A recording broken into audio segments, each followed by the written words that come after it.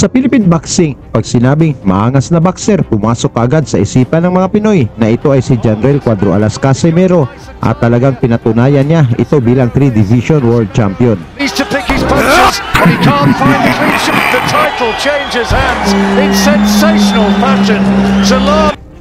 Ngunit bukod sa ating kalaman mga tol, may isa pang Pinoy na mas maangas pa kay Casimero, kung saan wala itong alinlangan na asa rin ng harap-harapan ang kalaban, ngunit may kakaiba ding lakas ang mga suntok nito na kayang magpatumba ng malaking kalaban.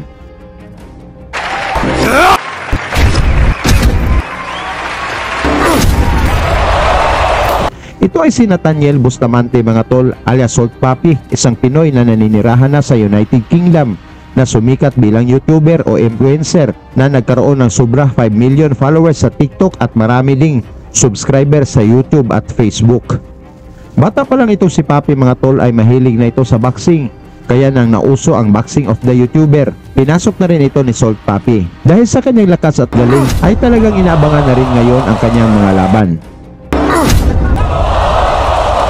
Unang nakalaban ni Salt Papi mga tol, itong mas eksperyensyadong pambato ng mga Briton. Ito ay ang YouTuber na si Halalham na may 2 panalo sa kanyang kartada kung saan naganap ang kanilang laban sa SSE Arena sa London. At sa laban na ito ay talagang nag-aabang ang mga Briton sa pagbagsak ng Pinoy.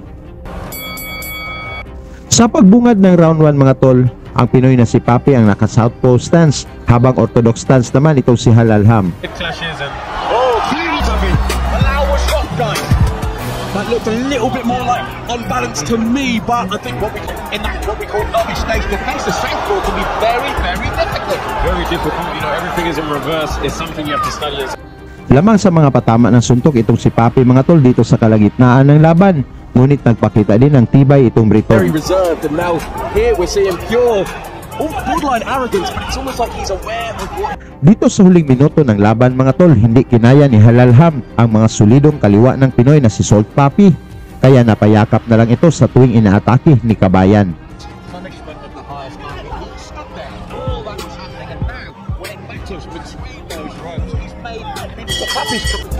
Pagkatapos ng laban mga tol, nakuha ni Salt Papi ang panalo via unanimous decision at maraming humahanga sa pinakitang galing ng ating pambato. Nakalipas lang ang 5 buwan mga tol, isang maangas na YouTuber naman mula sa Canada ang humamon sa ating Pinoy. Ito ay ang hambog na si Andy Warski. And no one will fucking stop me. I'm the underdog, bro. You don't even know what you stepped into. Kung saan saksakan naman ito ng angas at talagang nilait at minaliit nito ang Pinoy na si Papi sa kanilang face-off. I think I'm gonna shock the world. No one thinks I will win. And so all the haters out there, all Salt Papi fans, you're gonna see. You're gonna, oh my God. You didn't talk about anyone.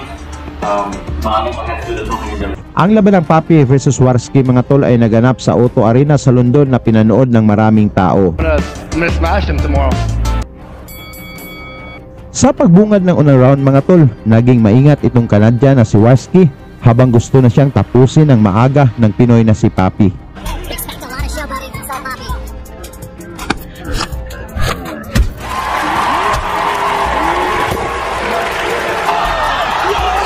Hindi pa nga nag-init ang puwet ng mga fans sa kinauupuan mga tol, bumagsak na itong hambog na si Warski sa loob ng 29 segundo pa lang ng unang round at dito na natapos agad ang laban.